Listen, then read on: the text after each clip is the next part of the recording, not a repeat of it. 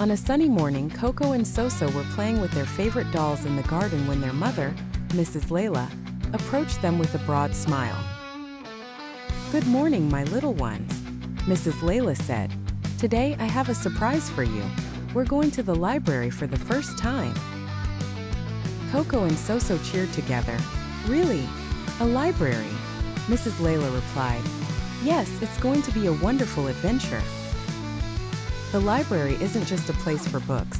It's a whole world of stories and imagination.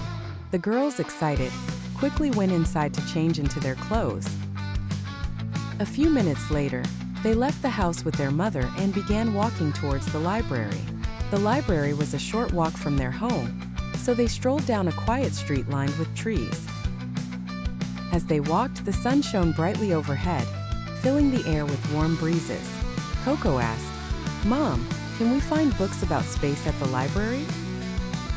Mrs. Layla answered, "Of course, there's a special section for science and science fiction. You'll find books about space and planets there."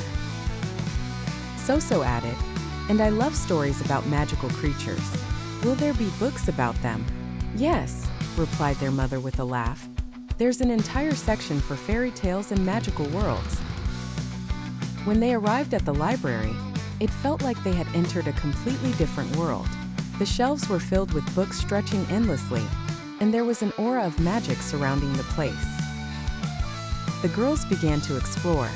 Coco headed to the science and science fiction section, where she found a book with a shiny blue cover that glimmered like the stars. She picked it up and said, "Look, this looks amazing. I'm going to discover space adventures in this one." Meanwhile, Soso was browsing the fairy tales section and was drawn to a book with a golden cover that sparkled like the sun. She said excitedly, "This book looks like a key to a magical world. I'm going to explore magical creatures in this one." As soon as they opened their books, magic began to seep from the pages. The blue book in Coco's hands began to glow, and she soon found herself underwater, surrounded by sea creatures that sparkled like gemstones.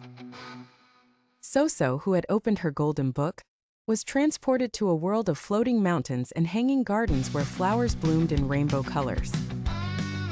Coco approached the Queen of the Sea, while Soso explored the magical flowers in the garden.